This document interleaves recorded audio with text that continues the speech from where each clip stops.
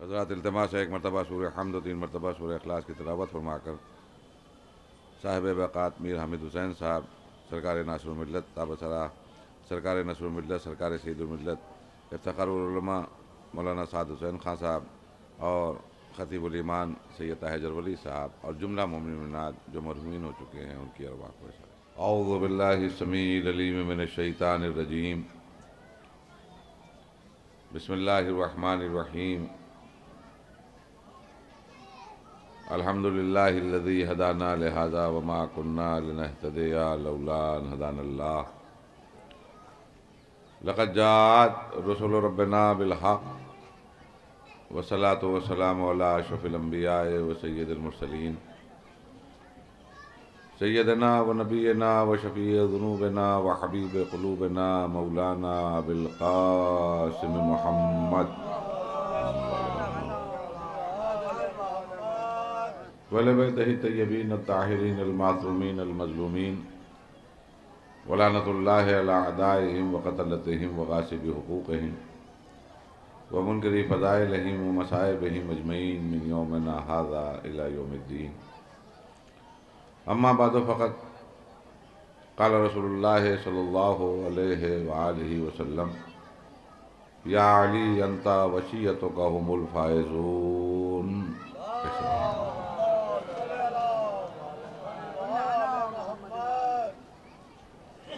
سرکار ختمی مرتبت سید الاولین سید الآخرین باعث لولا کلمہ خلقت الافلاق فخر موجودات سرور کائنات حضرت احمد مجتبیٰ محمد مصطفیٰ صلی اللہ علیہ وآلہ وسلم کی ایک مشہور حدیث کو سرنامہ شکن کے طور پہ آپ کے سامنے عرض کیا اور اس مختصر سے وقت کے لیے اسی کو عنوان گفتگو قرار دیا، جس میں سرکار نے ایک عجیب بات فرمائی، یا علی انت وشیتک هم الفائزون. اے علی آپ کامیاب ہوئے اور آپ کا شیعہ کامیاب ہوا. پہلی مجلس ہے اور زیادہ مجمع بھی پنڈال میں نہیں ہے، لیکن جتنے لوگ بیٹھے ہیں ایک بات کا تو اندازہ ہے کہ یہ صرف مجلس سننے کے لیے آئے ہیں. تو زیادہ دیر مجھے عرض نہیں کرنا ہے، فقط چند باتوں کے اوپر گفتگو کرتے ہوئے، اس لیے بڑا وسیع موضوع ہے اور بہت دیر تک گفتگو ہو سکتی ہے اس موضوع کے اوپر، لیکن مجھے زیادہ وقت نہ لیتے ہوئے چند باتیں کہنا ہے. وہ یہ کہ یا علی انت وشیتک هم الفائزون. اے علی آپ کامیاب ہوئے اور آپ کا شیعہ کامیاب ہوا. آپ کامیاب ہوئے اور آپ کا شیعہ کامیاب ہوا. دیکھیے غور کیجیے گا، یہ ارشاد گرامی سرکار ختمی مرتبت کا ہے، نہ یہ کسی مولوی صاحب کا ہے، نہ یہ کسی خطیب کا ہے، نہ یہ کسی ذاکر کا ہے، نہ کسی عالم دین کا ہے، نہ کسی مرجع وقت کا ہے، نہ کسی محدث کا ہے، نہ کسی راوی کا ہے، نہ کسی صحابی کا ہے. یہ سرکار کا فرمانا ہے. سرکار وہی فرمائیں گے جو وحی کا نزول ہوگا. سرکار وہی فرمائیں گے جو وحی کا نزول ہوگا. انہوں نے ایک بات کہی کہ آپ کامیاب اور آپ کا شیعہ کامیاب. دیکھیے میں نے باتوں باتوں میں بہت سی بات کہہ دی، ہو سکتا ہے آپ توجہ نہ دے پائے. اب 73 فرقے ہو جائیں، 7300 فرقے ہو جائیں، 73,000 فرقے ہو جائیں، 73 لاکھ فرقے ہو جائیں، 73 کروڑ فرقے ہو جائیں، جو سرکار نے فرمایا ہے اس پہ مسلمان غور کریں. کامیاب وہی ہوگا جو علی کا شیعہ ہوگا. ایک درود بھیج دیے محمد وآل محمد. کامیاب وہی ہوگا جو علی کا شیعہ ہوگا. اب یہاں پر بہت سے مسئلے ہیں. وہ یہ کہ ایک عجیب بات میں نے آپ کے سامنے کہی کہ ایک عجیب و غریب حدیث ملتی ہے. عجیب و غریب اس لیے میں کہہ رہا ہوں کہ یہ سرکار کا فرمان ہے کہ تم کامیاب، تمہارا شیعہ کامیاب. سرکار کی زندگی کو دیکھیے، نبی کریم کی زندگی کو دیکھیے، نبی کریم کی سیرت کو دیکھیے، وہ 23 سالہ تبلیغی خدمات کو دیکھیے، تو اس میں اس کا لب لباب جو 30 برس کی تبلیغی زندگی ہے، اس کا لب لباب یہ ہے. ایک جملے میں اگر وضاحت کی جائے جو تبلیغ کی ہے آپ نے وہ کیا ہے، تو کل ملا کر اسی پر فوکس کیا اسلام نے. اسی کو ایک نقطے پر گفتگو ہوئی، وہ یہ کہ ایک بنو اور نیک بنو. دیکھیے غور کیجئے گا، میں نے کہا کہ زیادہ وقت نہیں ہے میرے پاس، لیکن اگر آپ توجہ دے سکیں تو شاید ایک بات منزل تک بات پہنچ جائے. وہ یہ کہ ایک بنو اور نیک بنو. کل ملا کر اسلام ایک بننے کا نام ہے، کل ملا کر اسلام نیک بننے کا نام ہے۔ اسلام اختلاف کو مٹانے کے لیے آیا، اسلام فسادات کو ختم کرنے کے لیے آیا، آپسی جھگڑوں کو ختم کرنے کے لیے آیا، علاقائی جھگڑوں کو ختم کرنے کے لیے آیا، ملکی جھگڑوں کو ختم کرنے کے لیے آیا، نسلی جھگڑوں کو ختم کرنے کے لیے آیا۔ اسلام میں کل ملا کر اگر تبلیغ کو دیکھیے تو سرکار ختمی مرتبت کی مختصر سی زندگی کو دیکھیے جو 23 برس پر ہے، اس میں آپ کو ایک چیز جو سامنے نظر آئے گی وہ یہ کہ تم کسی قبیلے کے ہو، تمہارا سردار کوئی بھی ہو، تم کہیں کے رہنے والے ہو، تم اگر اسلام لانا چاہتے ہو تو ایک شرط ہے۔ یا رسول اللہ کیا شرط ہے؟ کہ اگر مسلمان ہونا چاہتے ہو تو آج کے بعد سے نہ تمہارا کوئی قبیلہ ہے، نہ آج کے بعد سے تمہارا کوئی سردار ہے۔ آج کے بعد ایک قبیلہ ہے جس کا نام ہے اسلام، آج کے بعد سردار وہی ہے جو تمہارا خالق ہے۔ آج کے بعد سے تمہارا کوئی سردار نہیں ہوگا۔ تم کہاں کے رہنے والے ہو؟ کہ میں عرب کا ہوں۔ تم کہاں کے رہنے والے ہو؟ میں عجم کا رہنے والا ہوں۔ تم کہاں کے رہنے والے ہو؟ میں حبش کا رہنے والا ہوں۔ مسلمان ہونا چاہتے ہو؟ ہاں مسلمان ہونا چاہتے ہیں، لیکن اسلام لانے کے لیے ایک شرط ہے۔ کیا شرط ہے؟ آج کے بعد سے نہ تم عربی ہو، آج کے بعد سے نہ تم عجمی ہو، آج کے بعد سے نہ تم حبشی ہو، تم دائرہ اسلام میں آ رہے ہو، اسلام کے شہر میں آ رہے ہو۔ آج کے بعد تمہارا کل ملا کر کوئی شہر ہے تو وہ اسلام ہے، کوئی ملک ہے تو وہ اسلام ہے، کوئی دین ہے تو وہ تمہارا اسلام ہے۔ آج کے بعد سے تو رسول اللہ نے زندگی میں، نجی زندگی میں تبلیغ کے ذریعے جو سب سے زیادہ چیزوں پر زور دیا وہ یہ کہ ایک بنو، جھگڑے ختم کرو، اختلافات ختم کرو، علاقائی جھگڑے، زبان کے جھگڑے، لسانی جھگڑے یا نسلوں کے جھگڑے، تمام چیزوں کو دھیرے دھیرے رسول اللہ نے 23 برس کی زندگی میں ختم کیا۔ یہی وجہ ہے، اگر آپ غور کریں تو عرب کو اپنی نسل کے اوپر بڑا غرور و گھمنڈ تھا، اپنی ذات کے اوپر، اپنی نسل کے اوپر، اپنے خاندانوں کے اوپر، اس لیے کہ پورے شجروں کو جاننے والے تھے، کس کا بیٹا کس کا بیٹا کس کا بیٹا کس کا بیٹا کس کا بیٹا، ہمارے دادا وہ، ہمارے پردادا وہ، ہمارے سکر دادا وہ۔ اکثر وہ جب گفتگو کرتے تھے، بیٹھتے تھے تو اسی پر گفتگو ہوتی تھی، میں اس کا پوتا ہوں، میں اس کا پر پوتا ہوں، میں اس کا اس بہادر کا سکڑ پوتا ہوں۔ یہی وجہ ہے کہ ایک بار جناب سلمان سے مخاطب ہو کر بڑے حقارت کے ساتھ کہا، سلمان تم کون ہو؟ تو فوراً رسول اللہ نے جواب دیا ہے، سلمان کے بارے میں نہ پوچھنا، السلمان منا اہل البیت، سلمان ہم اہل بیت میں سے ہے، سلمان کی بات نہ کرو۔ تو یہ ان لوگوں کو اس کا فخر تھا کہ ہم نحن عرب، نحن ہم عرب ہیں، ہمارا کوئی مقابل نہیں ہے۔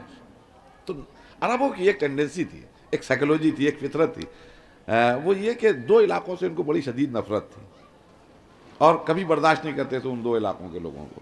ایک عجمی جو آج ایران ہے، اس علاقے کے لوگوں کو جیسے ہم لوگ اپنی زبان میں کہ سیٹتے نہیں تھے، برداشت نہیں کرتے تھے، قبول نہیں کرتے تھے ایرانیوں کو۔ اما اس کا نتیجہ آج تک نظر آ رہا ہے، 1400 سال گزر گئے ہیں، آج بھی ایران کو عرب جو ہے وہ عجم ہی کہتا ہے، آج بھی برداشت نہیں ہے۔ لاکھ ایران کوشش کر رہا ہے، کبھی فلسطین کی مدد کر رہا ہے، کبھی لبنان میں مدد کر رہا ہے، کبھی برادرہوڈ کی مدد کر دی، محمد مرسی کی پارٹی کو کھڑا کر دیا، لاکھوں پیسہ خرچ ہوا، کروڑوں روپے خرچ ہوئے، امنیشن کا کسی کے ذریعے مدد کی، پیسے سے مدد کی، ہر طرح سے مدد کی، لیکن آج بھی عرب جو ہے وہ ایران کو قبول کرنے کو برداشت نہیں۔ اما وہ تو غیر ہیں، اپنا عراق جس کے لیے بڑی کوششیں کی ایران نے، آج دیکھیے آج عراق بھی ایران کو برداشت کرنے کو تیار نہیں ہے۔ تو آج 1400 سال بعد بھی فطرت وہی ہے، نحن عرب، ہم عرب ہیں، ہمارا کوئی مقابل نہیں ہے۔ رسول اللہ نے کہا اگر تم عرب ہو، عجمی سے نفرت کرتے ہو، عجمی کو برداشت نہیں کرتے ہو، تو یاد رکھنا تم عرب رہو گے، عجم کا رہنے والا منا اہل البیت ہو جائے گا۔ دیکھیے توجہ دیے گا، آپ توجہ دیے، یہ کہ عرب کا رہنے والا اپنے آپ پر فخر کر رہا ہے۔ رسول اللہ نے فرمایا کہ سنو، یہ سلمان جو ہے یہ کوئی اور نہیں ہے بلکہ ہم اہل بیت میں۔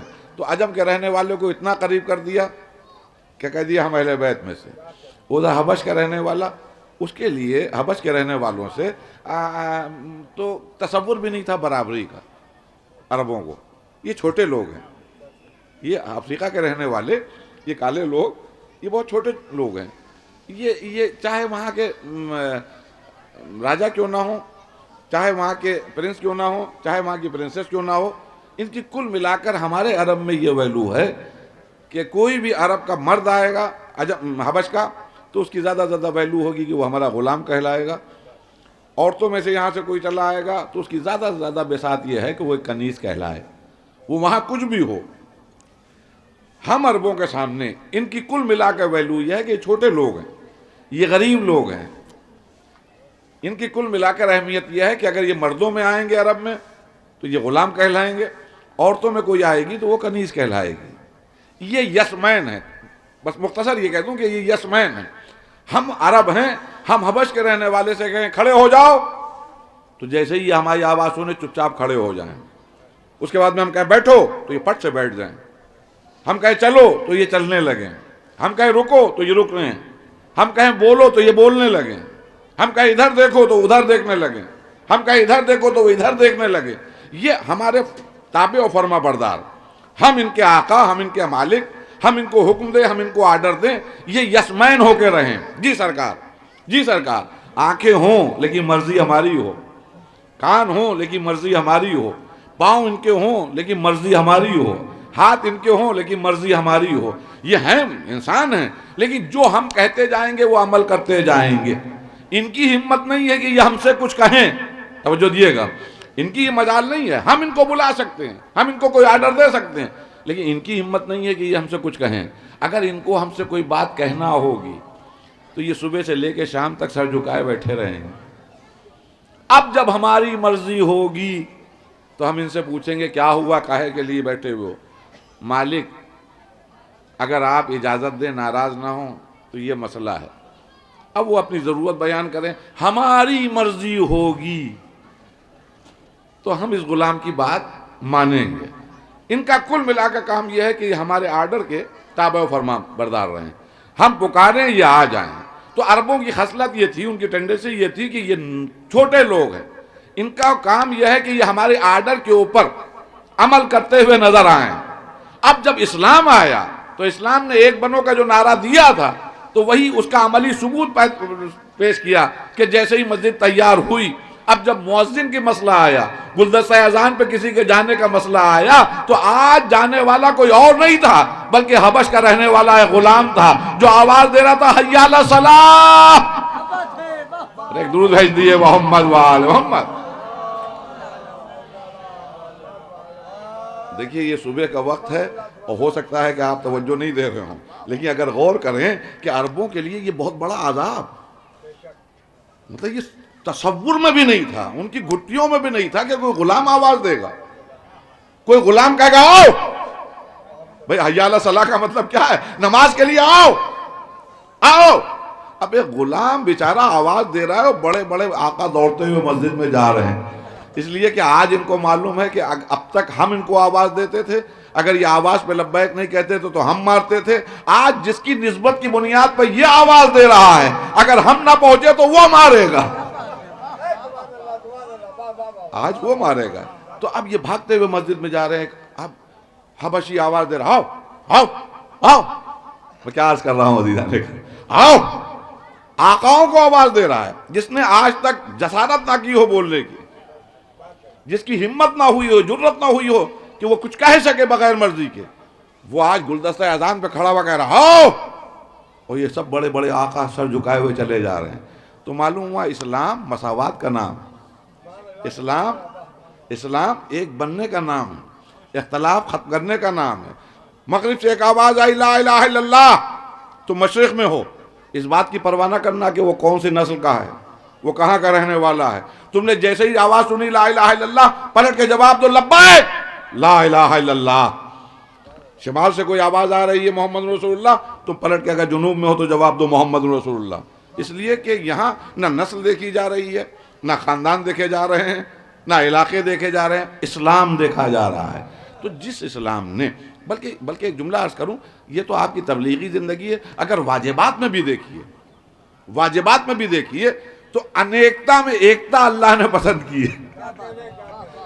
اگر واجبات میں بھی دیکھیے, بھئی نماز پڑھنے کے لیے کھڑے ہوئے, مول صاحب تشریف فرمائے, نماز پڑھنے کے لیے کھڑے ہوئے, جیسے ہی نماز کے لیے ابھی مصلی پر کھڑے ہوئے تھے کہ کسی بزرگ کی آواز آئی. میں بڑا اچھا کیا کہ اول وقت نماز کے لیے کھڑے ہو گئے, لیکن میاں کیا اچھا ہوتا کہ یہی نماز تم مسجد میں جا کر پڑھتے. کیوں چچا میاں؟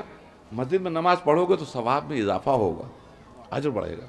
اچھا اضافہ کس کو نہیں چاہیے ہوتا؟ کون نہیں چاہتا ہے کہ ثواب میں اضافہ ہو؟ جلدی سے مصلی لپیٹا بھاگتے ہوئے مسجد میں پہنچے. ابھی نماز کے لیے جیسے ہی نیت کرنے جا رہے تھے کسی بزرگ کی آواز آئی، بڑا اچھا کیا گھر سے نکل کے مسجد تک آ گئے. میاں 2 منٹ اور رک جاؤ. خیریت چچا؟ کہنا وہ پیش امام صاحب آ جائیں، باجماعت پڑھ لو، ثواب اور بڑھ جائے گا. اما اسلام بیوقوفوں کا مذہب نہیں ہے، اسلام احمقوں کا مذہب نہیں ہے، اسلام عقل و خرد رکھنے والوں کا مذہب ہے. بھائی گھر میں ثواب کیا نہیں تھا؟ کہا تھا. مسجد میں بڑھ کیوں گیا؟ کہ وہاں کچھ اور پڑھنا ہے، کچھ اور سورے پڑھیں گے. 2 کی جگہ 3 سجدے ہوں گے، 1 کی جگہ 2 رکوع ہوں گے. میں کیا عرض کر رہا ہوں؟ باجماعت اور ثواب میں اضافہ ہو گیا. باجماعت کیا مولوی صاحب کچھ اور آ کے اسپیشل پڑھیں گے؟ کہ نہیں، پڑھیں گے وہی جو آپ گھر میں پڑھتے. ثواب میں اضافہ کیوں ہوا؟ کہ جب گھر میں تھے تو کسی مرد مسلمان سے ملاقات کی امید نہیں تھی. گھر سے نکل کر مسجد تک آئے تو کچھ مسلمانوں سے ملاقات ہوئی، الیک سلیک. جب باجماعت کھڑے ہو گئے تو ایک ساتھ تکبیر ہو رہی ہے، ایک ساتھ رکوع ہو رہا ہے، ایک ساتھ سجود ہو رہے ہیں. اب اس طرح کی عبادت میں ثواب میں اضافہ ہو گیا. یعنی ایک بنو. ایک درود بھیج دیجیے محمد وآل محمد.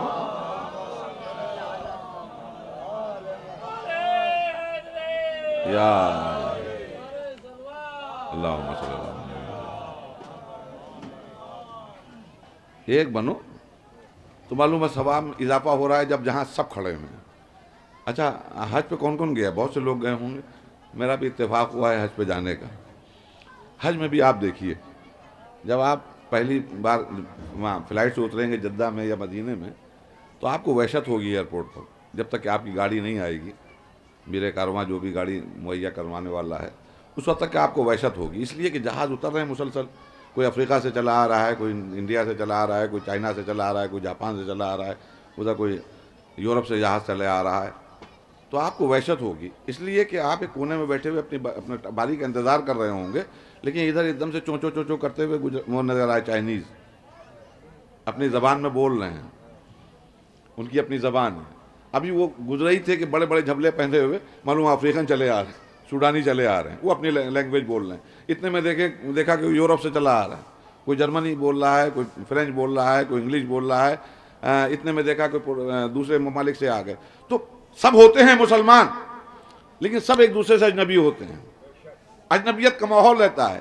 لیکن جہاں پر آپ نے جس منزل کو میقات بنایا، جہاں سے آپ نے احرام پہنا، جہاں سے 2 رکعت نماز پڑھی، اب ہر آدمی جہاں سے احرام باندھتا ہے، جس جگہ کو میقات بناتا ہے، جہاں سے وہ احرام باندھنے کے بعد 2 رکعت نماز پڑھنے کے بعد جیسے ہی وہ کہتا ہے لبیک اللہم لبیک لا شریک لک لبیک ان الحمد والنعمت لک والملک لا شریک لک، جیسے ہی یہ کلمات کہتا ہے تو ایک ساتھ سب لوگ جواب دیتے ہیں لبیک اللہم لبیک. اب چائنی بھی کہہ رہا ہے لبیک لبیک، ہندوستانی بھی کہہ رہا ہے لبیک اللہم لبیک، افریقی بھی کہہ رہا ہے لبیک اللہم لبیک، انگلش بھی آواز دے رہا ہے لبیک اللہم. اب جو امتیازات عجیب اجنبیت لگ رہی تھی وہ امتیازات ختم ہو گئے. اب تمام مختلف زبانوں والے وہی بول رہے ہیں جو اللہ بلوا رہا ہے. میں کیا عرض کر رہا ہوں عزیزان گرامی؟ اب وہاں سے اجنبی اب سب سے محبت ہونے لگی، لگ رہا ہے سب اپنے ہیں، اس لیے کہ سب وہی کہہ رہے ہیں. سب جہاں انیکتا ہو وہاں ایکتا کی مثال اگر کوئی پیش کر سکتا ہے تو اسلام دین. اختلاف اپنی جگہ پر، لیکن یہاں پر آ کر اب اجنبیت نہیں ہے، سب وہی کر رہے ہیں. کسی ملک کا رہنے والا ہو، کوئی زبان بولنے والا ہو، وہی کہہ رہا ہے جو حکم خدا ہے. اچھا یہاں پر میں ایک بات ضرور کہتا ہوں، آپ کے سامنے بھی کہہ دوں. بڑا اللہ کا کرم ہے کہ ہمارے محمد علیہ السلام کے ماننے والے ہیں. جب آپ عرفات کے بعد عرفات پہنچیں گے مینا کے بعد، تو وہاں پر جب ہم لوگ پہنچے حج میں تو باقاعدہ معلم ہوتے ہیں، مائک پر حاجیوں کی رہبری ہو رہی ہوتی ہے، گائیڈ کیا جا رہا ہوتا ہے. تو وہاں پر مائک کے ذریعے اعلانات ہو رہے تھے مختلف طرف خیموں میں جا کر کہ تمام حجاج کرام سے گزارش ہے کہ ظہر اور عصر کی نماز عرفات کے میدان میں ملا کے پڑھی جائے گی۔ دیکھیے واجبات میں اللہ کو کیا پسند ہے، اس پہ مسلمانوں کو توجہ دینا چاہیے۔ جہاں سے اپنے لباس اتار کے احرام پہنے ہوئے ہیں، منا کی منزل سے آگے بڑھے، عرفات کے میدان میں پہنچے، تو وہاں پر آپ کو حکم ملے گا کہ وہاں پر ظہر عصر کی نماز ملا کے پڑھو۔ اب میں حج کمیٹی سے گیا ہوا تھا، تو وہاں پر 8 یا 9 آدمی ہم لوگ تھے، باقی سبھی مسلمان تھے، 8 لوگ ہم لوگ تھے۔ تو وہاں پر سبھی لوگ بیٹھے ہوئے تھے، اتنے میں اعلان ہونے لگا، حضرات ظہر عصر کی نماز ساتھ پڑھی جائے گی، اور مغرب عشاء کی نماز مزدلفہ میں ساتھ ہوگی۔ نہ یہاں ظہر کی الگ پڑھی جائے گی، نہ عصر کی الگ پڑھی جائے گی، نہ وہاں مغرب کی الگ پڑھی جائے گی، نہ عشاء کی پڑھی جائے گی۔ یہاں ظہرین پڑھی جائے گی، وہاں مغربین پڑھی جائے گی۔ اب بیچارے جتنے حاجی صاحب تھے وہ پریشان، تو اس میں ایک صاحب ہم سے مخاطب ہوئے کہ حاجی صاحب یہ کون سا اعلان سن رہے ہیں؟ یہ تو رافضیوں والی نماز ہے، یہ تو شیعوں والی نماز ہے، اسی پہ تو ہم لوگ جھگڑا کرتے ہیں، اسی پہ تو ہم کو اختلاف ہے، یہ یہاں کیا ہو رہا ہے؟ تو میں نے مسکرا کے کہا کہ بھیا جب واجبات میں اللہ ہی چاہتا ہے کہ رافضی ہو جاؤ تو کیوں نہ ہو جائیں؟ اگر رافضی اللہ چاہتا ہے کہ یہ شیعہ ہو جائیں تو اس میں انکار کیا؟ تو کہنے کا مقصد یہ، میں نے تمام گفتگو جو تمہید آپ کے سامنے عرض کی، اس کا سبب یہ تھا کہ کچھ لوگ بھی آ جائیں، اور دوسری بات یہ کہ رسول اللہ کی حدیث عجیب ہے، یا علی تم کامیاب تمہارا شیعہ کامیاب۔ میں نے اتنے حوالے آپ کے سامنے دیے، اتنی باتیں عرض کی۔ آپ کو اگر کل ملا کے اسلام کی تبلیغ کے نام پہ ملے گا تو یہی تو ملے گا کہ آپ نے مختلف طبقوں میں بکھرے ہوئے مسلمانوں کو ایک جٹ کیا، مختلف قبائلیوں کے جھگڑے کو ختم کیا، مختلف شہروں کے مسائل کو حل کیا، مختلف ممالک کے اختلافات کو ختم کر کے ایک گروہ بنایا جس کا نام تھا مسلمان۔ اب آج کے بعد میں نہ تمہارا کوئی گروہ ہے، نہ کوئی فرقہ ہے، نہ کوئی قبیلہ ہے، نہ یہ کوئی قوم ہے، تم سب کے سب مسلمان۔ جس رسول نے کانٹے کے اوپر چلنے کے بعد، پتھر پھینکے جانے کے باوجود، مصائب کی آماجگاہ بننے کے باوجود یہ پیغام لوگوں تک پہنچایا کہ جھگڑے ختم ہوں، اختلاف ختم ہوں، فساد ختم ہوں، لڑائیاں ختم ہوں، ایک بن جاؤ۔ جس رسول نے پوری 23 برس کی زندگی میں اتنی کوششیں کی، آخر اس رسول کو کیا سوجھا کہ وہ اپنے بھائی سے کہہ رہا ہے تم کامیاب تمہارا شیعہ کامیاب۔ ہے میں کیا عرض کر رہا ہوں؟ جس نبی نے اسلام کے اوپر اتنا زور دے کے سب کو ایک پلیٹ فارم پہ جمع کیا، آخر اس کو کیا سوجھی کہ وہ کہہ رہا ہے تم کامیاب تمہارا شیعہ کامیاب۔ کیا عرض کر رہا ہوں؟ پھر توجہ دیئے گا۔ جس رسول نے بکھرے ہوئے لوگوں کو ایک جگہ جمع کیا ہو، ایک گروہ بنایا ہو، اس کو کیا سوجھا کہ اس نے کہا تم کامیاب تمہارا شیعہ کامیاب۔ یا رسول اللہ آپ نے اتنی مصیبتیں اٹھائی ہیں، اتنی پریشانیاں اٹھائی ہیں، مصائب کی آماجگاہ بنے ہیں، پتھر مارے گئے ہیں، کوڑا پھینکا گیا ہے، کانٹے بچھائے گئے ہیں، آپ نے ایک مشن پہ پرواہ نہیں کی، تمام مصیبتیں اٹھاتے رہے کہ ایک بن جائیں، جھگڑے ختم ہو جائیں، ایک گروہ ہو، ایک گروہ۔ تو آپ جاتے جاتے کئی گروہ کر کے جا رہے ہیں۔ آپ کہہ دیتے یا علی تم کامیاب مسلمان کامیاب، یہ کیا کہنا کہ یا علی تم کامیاب تمہارا شیعہ کامیاب؟ یہ شیعہ سنی کیوں کر رہے ہیں؟ تو شاید رسول اللہ جواب دیں گے نادان، شیعہ سنی کا مسئلہ نہیں ہے، بلکہ میں بتانا چاہتا ہوں کہ میرے وصال کے بعد کامیاب وہی ہوگا جو علی کو فالو کرے گا، اور جو علی کو فالو کرے گا وہی علی کا شیعہ کہلائے گا، اور جو علی کا شیعہ ہوگا وہ وہاں کامیاب ہوگا۔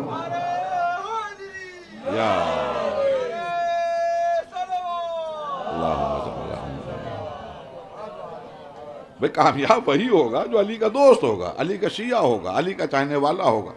آپ اگر متوجہ ہوں تو ایک جملے میں دیکھیں آپ کتنا محسوس کر سکتے ہیں اس جملے کو۔ یہ یا علی نشتر بھائی، یا علی انتا وصیتوں کو ہم الفائزون، یہ حدیث نہیں ہے بلکہ حق علی کا اعلان ہے، اور رسول اللہ کی طرف سے غاصبین کے اوپر نفرین ہے۔ یہ سقیفہ کی مخالفت کا نام ہے، اس لیے کہ رسول اللہ کہہ رہے ہیں کہ میرے فوراً بعد بلا فضل جس نے علی کو مانا وہی کامیاب ہوگا۔ ایک روز ہے دیئے محمد وآل محمد، بلا فصل اگر کسی نے مانا، اس لیے کہ اگر علی کو فالو کیا تو تم کامیاب ہوگے۔ اب ایک رخ تو سمجھ میں آ گیا کہ کامیاب وہی ہوگا جو علی کا شیعہ ہوگا۔ تو ظاہر ہے کہ اب علی کا شیعہ کامیاب ہے تو کس طرح کا کامیاب؟ اما اس سے بڑھ کے اور کیا کامیابی ہے کہ آگرے میں انتہائی مظلومی کے ساتھ ایک شیعہ مارا گیا، اور کئی سو سال گزرنے کے باوجود اس کی یاد منانے کے لیے اتنے لوگ جمع ہو رہے ہیں۔ اما اس سے بڑھ کے اور کیا کامیابی؟ وہ مزاروں پہ کوئی پہنچ نہیں رہا ہے، وہ جن کے سامنے کچھ عرض کرنا سخت مشکل تھا، کوئی آواز تک آتی نہیں ان کے مزاروں سے، جن کے پاس حکومتیں تھیں وہاں سے کچھ آواز نہیں آ رہی ہے، ایک مظلوم ہے جس کے سامنے کچھ سوال کیا جا رہا ہے تو وہ پورا کرتا ہوا نظر آ رہا۔ ایک درود بھیج دیے محمد وآل محمد۔ ہاں، یہ وہ بارگاہ ہے، یہ وہ شہید کی بارگاہ ہے کہ جہاں آپ اپنے گزارشات کو، اپنے معروضات کو، اپنی ضرورتوں کو اگر پیش کریں، یہ مذاق نہیں ہے، بڑا بزرگ ہے یہ شہید۔ واقعی ایک بات یاد رکھیے گا، ایک جملہ کہہ رہا ہوں، زندگی میں جس نے آل محمد علیہ السلام کے لیے اپنی زندگی کو وقف کر دیا، وہ صبح قیامت تک زندہ رہتا ہے۔ حکومت وقت سے مقابلہ آسان نہیں تھا، لیکن حق اہل بیت کا اعلان کرنا بھی ضروری تھا۔ حکومت کی پرواہ نہیں کی، حق اہل بیت کا اعلان کیا، نتیجہ جو بھی ہوا، لیکن وہ بادشاہ مر گئے، ان کے مزاروں پہ کوئی پہنچ بھی نہیں رہا ہے۔ آج اس مظلوم کے مزاروں پہ روزانہ نہ جانے کتنے زائرین آتے ہیں۔ اور یہاں پر میں اپنے بچوں کے لیے، اور بہت خصوصاً خاص کر کے بچوں کے لیے ایک بات عرض کروں، اور بہت سے لوگ سوچتے ہوں گے یہاں کیا ضرورت ہے آنے کی، قاضی نور اللہ شوستری کے مزار کے اوپر کیا ضرورت ہے یہاں سوال کرنے کی؟ تو میں ایک واقعہ یہاں کا آپ کو سناؤں۔ اس وقت میرا لڑکپن تھا، میں ہائی اسکول میں تھا، اور ایک بزرگ مولانا کے ساتھ لکھنؤ سے یہاں آیا تھا، کیونکہ میرے والد صاحب بھی یہاں بہت مجالس پڑھتے تھے ایک زمانے تک، تو مجھے بھی اشتیاق تھا کہ آگرے جانا ہے۔ اب تو خیر آگرہ آنا آسان ہے، اس وقت مجھے یاد ہے کہ بچپن میں جب میں چھوٹا تھا تو آگرے کے لیے تیاریاں ہوتی تھیں، بستر بن رہے ہیں اور ناشتے تب ہو رہے ہیں، معلوم ہے سب ایک جگہ جمع ہو رہے ہیں، ٹرین اسٹیشن جانا ہے۔ اب تو پتہ بھی نہیں چلتا ہے کہ کس وقت لکھنؤ سے نکلے اور آگرے پہنچ گئے۔ تو اس وقت اہتمام ہوتا تھا، تو ایک اشتیاق تھا کہ آگرے جائیں۔ مولانا نے مجھ سے کہا کہ چلیے گا میاں، میں نے کہا چلیے۔ تو میں یہاں آیا، مطلب مرحوم طاہر جلوی صاحب زندہ تھے، اور حافظ علی صابر صاحب وغیرہ، مولانا اطہر صاحب، اللہ غریق رحمت کرے۔ تو طاہر میاں کو جب معلوم ہوا کہ میں آیا ہوں تو انہوں نے مجھے بلایا اور کہنے لگے ادھر وہ مولوی گنج ہے، وہاں مولوی حضرات ٹھہرتے ہیں، وہیں جاؤ، تمہارا بستر ہے، اور ناشتہ یہاں کرنا اور کھانا یہاں کھانا۔ خیر، تو اب وہاں مولویوں کے بستر لگے ہوئے تھے، اسی میں بھی ایک بستر پہ تھا۔ ایک مولانا تھے، شاید آپ لوگ واقف ہوں، محمد حسین صاحب نجفی، محمود الحسن صاحب ابھی جن کا انتقال ہوا ہے جونپور میں، ان کے بڑے بھائی، بڑے خالص آدمی تھے، اللہ غریق رحمت کرے محمد حسین صاحب نجفی کو۔ بہت خالص آدمی، شریف آدمی، واقعاً عالم جس طرح ہونا چاہیے تھا وہ تھے، بڑے شریف، نازمیہ میں پڑھاتے تھے، مدرسے نازمیہ میں۔ تو وہ تشریف لائے، نماز صبح کے وقت دیکھا کہ وہ زارو قطار رو رہے ہیں کمرے میں، کچھ اتنی شدت سے روئے ہیں، اتنا گریہ کیا ہے کہ سب مولانا جمع ہو گئے، سب چلے آئے، نجفی صاحب رو رہے ہیں اور کسی کو بتا بھی نہیں رہے تھے کہ کیا ہوا۔ دیکھیے میں نوجوانوں سے کہہ رہا ہوں، یہاں آئے ہیں آپ، جو کچھ مانگنا ہو تو مانگ لیے گا، یہ کسی معمولی آدمی کا نام نہیں ہے، اس لیے کہ میری زندگی میں جو واقعہ گزرا ہے وہ میں ممبر سے بیان کر رہا ہوں۔ غالباً 84 یا 85 کی بات ہے کہ محمد حسین صاحب نجفی رو رہے ہیں، گریہ کر رہے ہیں، سب جمع ہو گئے، خیریت نجفی صاحب کو۔ جب گریے سے تھوڑا افاقہ ہوا، بڑی ہچکیاں بن گئی تھیں بیچارے کی، تو پوچھا گیا کیا ہوا، آخر کیوں اتنی شدت سے رو رہے ہیں؟ اما کہنے لگے غلطی ہو گئی ہے ایک شہید سے۔ کہ کیا غلطی ہو گئی آپ کی؟ کہا رات میں جب میں آیا تو تھکا ہوا تھا، میرے ساتھ فلاں ساتھ تھے، تو انہوں نے کہا آئیے چلیے شہید کی یہاں فاتحہ پڑھ دیا جائے۔ اما کہنے لگے بیٹھو، وہ بھی مولانا تھے میں بھی مولانا، وہ بھی عالم تھے میں بھی عالم، بس یہ ہے ٹھیک ہے شہید ہو گئے، یہیں سے فاتحہ پڑھ لو، اب صبح جا کر قبر پر جائیں گے۔ کہا میں سو گیا، جب صبح نمودار ہوئی، بلکہ صبح کاذب جیسا کہا جائے، میں نے خواب میں دیکھا، خواب میں یہ دیکھا کہ میں ایک راستے سے جا رہا ہوں، سامنے سے مولائے متقیان غالب کل غالب حضرت علی ابن ابی طالب علیہ الصلوۃ والسلام تشریف لا رہے ہیں۔ اب جو میں نے دیکھا مولا تشریف لا رہے ہیں تو مولا پک کے پہنچا، مولا کو سلام کیا، مولا نے سلام کا جواب دیا اور کہا آؤ میرے ساتھ۔ اب میں ان کے پیچھے پیچھے چلنے لگا تو میں بہت خوش ہو رہا ہوں کہ ہر آدمی مجھے دیکھ لے کہ آج میں مولا کے ساتھ ساتھ چل رہا ہوں۔ کہا مولا چلے جا رہے ہیں، میں بھی ان کے پیچھے پیچھے۔ اتنے میں ایک سڑک کے کنارے ایک سفید پوش شخصیت کھڑی ہوئی، اس نے جھک کے مولا کو سلام کیا۔ یہ میں وہی بات بیان کر رہا ہوں جو میں نے سنی تھی، مجھے آج بھی یاد ہے اور اچھی طرح یاد ہے۔ اس وقت ہو سکتا ہے کوئی مولانا ہو تو اس نے یہ بات سنے گا یا اس کو سنائیں گے تو تائید کرے گا کہ جیسے ہی اس بزرگ نے سلام کیا، مولائے متقیان نے سلام کا جواب دیا اور پھر مجھ سے مخاطب ہوئے کہ نجفی جانتے ہو یہ کون ہے؟ کہ مولا مجھے نہیں معلوم۔ کہ یہ نور اللہ ہے، یہ نور اللہ شوستری ہے۔ سنو، اگر کسی وقت کوئی مجھ سے ضرورت ہو، اگر کوئی ضرورت مجھ سے ہو اور مجھ سے ملاقات نہ ہو تو اس کے پاس چلے جانا۔ کہ بس میری آنکھ کھل گئی تو اس وقت سے میں توبہ کر رہا ہوں کہ شہید مجھے معاف کر دیجیے، مجھے معاف کر دیے۔ تو یہ واقعہ میں نے اس لیے عرض کیا ہے کہ یہ شہید راہ حق ہیں، یہ مظلوم تو ہیں، مجبور نہیں ہیں۔ ایک دور بھیج دیئے محمد وآل محمد۔ ابھی میں بھی بہت عرصے سے آ رہا ہوں مجالس کے لیے، اس بار تو مجھے مجلس نہیں پڑھنا تھی، میں آ گیا تھا زیارت کے لیے۔ یہی وجہ ہے کہ میرے پاس لباس بھی اس وقت نہیں ہے جو مجلسی ہونا چاہیے لباس۔ مختصراً یہ کہ بہت سے میریکلس ہیں، بہت سے کمالات ہیں اس بارگاہ کے۔ اکثر مولانا جب کوئی روایت میں مجھے ڈاؤٹ ہوتا تھا اور میں یہاں آتا تھا، میں کبھی بھی ادھر سے گزرتا ہوں تو آتا ضرور ہوں، تو شہید کے مزار پر مجلس پڑھتا تھا اور خاص کر کے مخاطب ہو کر کہتا تھا شہید میں یہ پڑھنے جا رہا ہوں، اگر غلط ہو تو میری اصلاح کر دیے۔ تو اکثر میں نے محسوس کیا ہے کہ جب اس روایت میں آئے اور ڈاؤٹ ہوئے تو کہیں نہ کہیں پریشانی ہوگی بولنے میں۔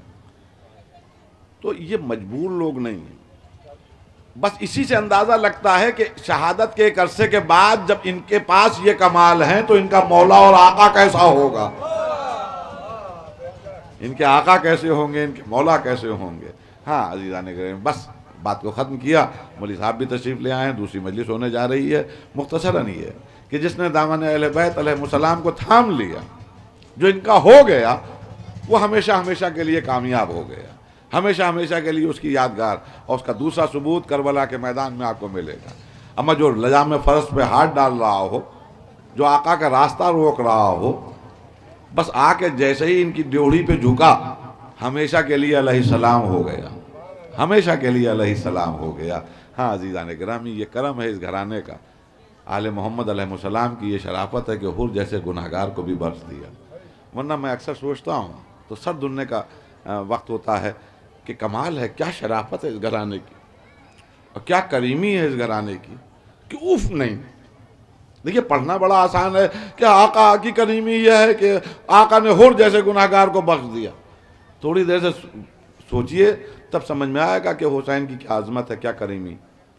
ذرا سا آپ کو معلوم ہو جائے کہ فلاں صاحب آپ کی برائی کر رہے تھے، آپ کے پسے پوچھ آپ کے بارے میں یہ کہہ رہے تھے، چاہے وہ خام خواہ لگا رہا ہو، لیکن وہ جب وہ آدمی ملے گا جس کے متعلق کہا گیا ہو اور وہ سلام کرے گا تو آپ کوشش کریں گے کہ وعلیکم السلام بھی نہ کہا جائے، بادل نخواستہ وعلیکم السلام کہیں گے۔ ملاقات اگر وہ کرنا بھی چاہے گا تو آپ بھاگیں گے، آپ کو فقط یہ پتہ چل جائے کہ یہ ہمارا مخالف ہے۔ ہمارا جس کی وجہ سے گود سینے پہ سونے والی بچی اللہ تعالیٰ کی صدائیں بلند کر رہی ہو، جس نے اتنی جرت و ہمت کی ہو کہ لجام فرض پہ ہاتھ ڈال دیا ہو، کیا شرافت ہے امام حسین علیہ السلام۔ بس عزاداروں اسی سے سرا سکون ملتا ہے، جب حر جیسے گناہگار کو وہ بخش سکتے ہیں تو ان کی کریمی یہ ہے کہ اگر ان کا چاہنے والا کوئی غلطی کر کے ان کے حضور میں پہنچ جائے تو کیوں نہ معاف کرتے۔ روایت کہتی ہے کہ حر بے چینی کے عالم میں، بڑے اضطراب کے عالم میں ٹہل رہا ہے، ایک فوجی کی نگاہ پڑی، کہا یہ کیا ماجرا ہے، تم تو بڑے بہادر ہو، کیا کہنا، کتنے بڑے سامنت ہو، اگر مجھ سے کوئی پوچھا جائے، کوئی پوچھے کہ یزیدی فوج میں سب سے زیادہ بہادر کون ہے تو میں تمہارا نام لوں اور تم یہ پتے کی طرح کانپ کیوں رہے ہو؟ کہا میں جنت اور جہنم کے درمیان اپنے آپ کو پا رہا ہوں۔ کیا فیصلہ کیا؟ کہا وہی جاؤں گا جہاں جنت ہے۔ کہا کب جاؤ گے؟ کہا صبح نمودار ہو جائے۔ اور صبح چلا۔ بس عزاداروں اس پہ توجہ دے دیجیے گا، 2 یا 3 منٹ کی زحمت۔ میں ایک جملہ آپ کے سامنے عرض کروں، کربلا بے حصوں کے لیے نہیں ہے، کربلا بے غیرتوں کے لیے نہیں ہے، کربلا صاحبان احساس کے لیے ہے، کربلا صاحبان اقدار کے لیے ہے، کربلا صاحبان عقل و خرد کے لیے ہے۔ اس لیے کہ حور جب چلا تو جا رہا ہے امام حسین کی بارگاہ میں، اپنے بیٹے سے کہنے لگا میرے لال ایک کام کرو، میرے ہاتھوں کو باندھ دو۔ کیا کیوں بابا؟ دیکھیے یہ آج ہماری سمجھ میں نہیں آتا ہے کہ ہاتھ بندنا کیا ہے۔ عرب میں مرد میدان کے لیے موت تھی ہاتھوں کا بندنا۔ 2 چیزوں کو بڑا وہ سمجھا جاتا تھا، وہ یہ کہ اگر کوئی لجام پہ ہاتھ ڈال دے، اس کا مطلب ہوتا تھا کھلا چیلنج، آؤ لڑو۔ یعنی امام حسین جیسا صابر بھی اس بات کو گوارا نہیں کر پایا، اور یہ کیا حرکت ہے تیری ماں تیرے غم میں بیٹھے، یہ برداشت نہیں تھا۔ اور دوسرے ہاتھوں کا بنوانا، بہادر کی موت ہو جاتی تھی جس دن اس کے ہاتھ بن جائیں، جن ہاتھوں میں تلوار چلتی ہو وہ ہاتھ بن جائیں، یہ بہادر کی موت مانی جاتی تھی۔ لیکن حور نے کہا نہیں، آج کے بعد یہ حور مر رہا ہے، آج کے بعد یہ حور ختم ہو رہا ہے، ہاتھوں کو باندھو۔ جیسے گناہگار جاتے ہیں مالک کے سامنے، جیسے غلام جاتے ہیں مالک کے سامنے، اس طرح لے چلو۔ اور اس کے بعد میں کہنے لگا میرے لال یہ گناہگار آنکھیں ہیں، کیسے جب تک کہ معاف نہیں کریں کیسے اپنے آقا کی زیارت کریں؟ ایک کام کرو، آنکھوں کو بھی باندھ دو، آنکھوں پہ بھی پٹی باندھ دو۔ اب آنکھوں میں پٹی باندھ دی، ہاتھ بندھے میں ہیں۔ میرے لال اب مجھے کچھ سجائی نہیں دے رہا ہے، دکھائی نہیں دے رہا ہے، ایک کام کرو بتاتے رہو کہ خیام حسینی اب کتنی دور رہ گئے، کتنی دوری ہم نے طے کر لی ہے۔ بچہ خبر دے رہا تھا بابا اب اتنی دور آ گئے، بابا اب اتنے دور آ گئے، اب خیام حسینی اتنے قریب ہیں۔ اتنے میں بیٹے نے کہا اللہ اکبر۔ تو عزاداروں حور کو کچھ سمجھ میں تو آ نہیں رہا تھا، نہ کچھ سجائی دے رہا تھا، لیکن جیسے ہی اللہ اکبر کی تکبیر سنی، میدان جنگ میں اللہ اکبر کی تکبیر کا مطلب ہے یا تو دشمن آ چکا ہے یا اب حملہ ہونے جا رہا ہے۔ کہا میرے لال یہ تکبیر کی آواز تم نے کیوں بلند کر دی؟ کہا بابا کیوں نہ تکبیر بلند کروں، جوان بیٹا علی اکبر استقبال کو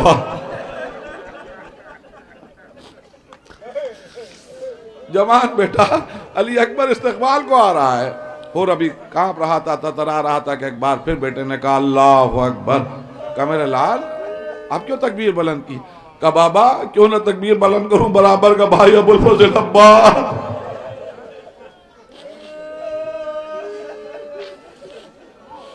روایت کہتی ہے کہ ایک بات چیخ کے اس نے کہا اللہ اکبر۔ کہا میرے لال اتنی زور سے چیخنے کی کیا ضرورت؟ کہا بابا غضب ہو گیا۔ کہا کیا غضب ہو گیا؟ کہا آقا حسین بنفس نفیس تشریف لا رہے ہیں۔ عزاداروں یہ سننا تھا کہ حور نے اپنے آپ کو گھوڑے سے گرا دیا۔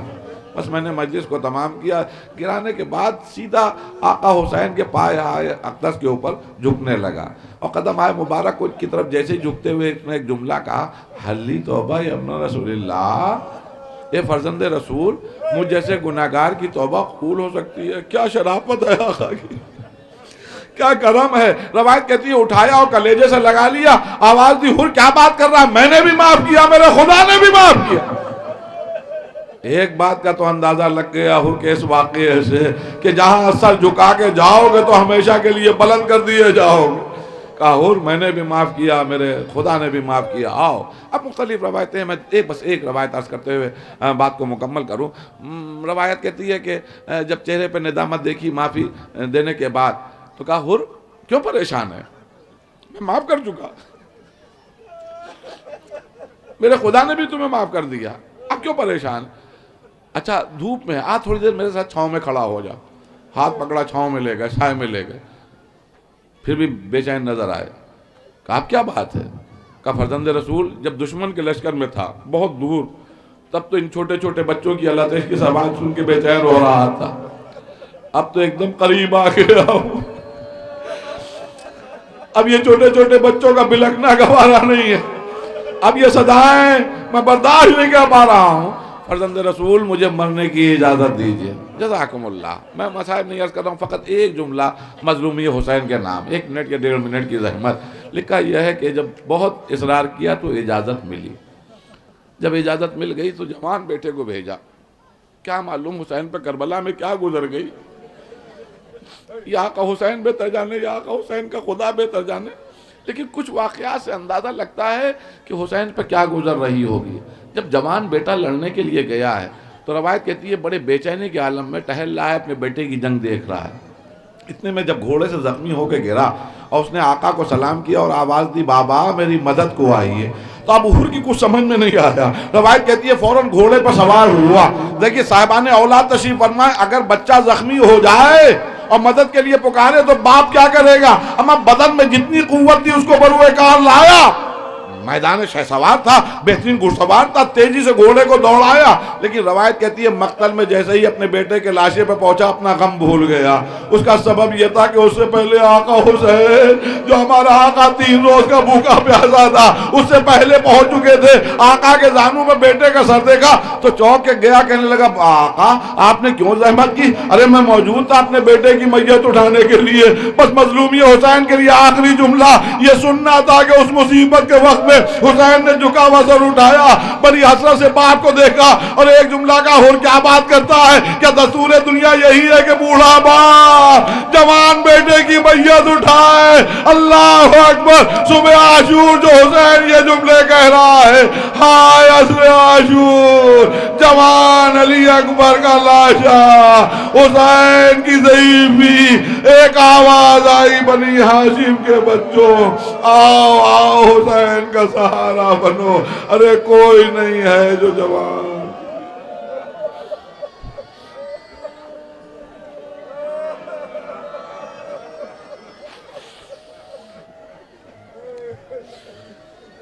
سيعلم الذين ظلموا أيّ منقلب ينقلبون. پروردگارہ اس مختصر سے عمل کو قبول فرما. پروردگارہ ہم شہید کی بارگاہ میں حاضر ہوئے ہیں، ضروری نہیں ہے کہ ہر وقت بڑے اخلاص کے ساتھ ہم شہید سے رجوع ہوں، اپنی حاجتوں کو اپنی ضرورتوں کو ان کے ذریعے قبول کروائیں. باراللہ اس مجلس حسین کا واسطہ کہ شہید ہماری گزارشات کو ہمارے معروضات کو قبول فرمائے. اور ایک گزارش یہ بھی ہے پروردگارہ جب تک کہ جئیں محمد اور آل محمد علیہ السلام کی ڈیہڑیوں سے وابستہ رہے کر. اب خدا کرے کچھ ایسا ہو کہ جب جسم سے آخری سانس نکل رہی ہو تو لب پہ یا حسین ہو یا علی ہو. ربنا تقبل منا انک انت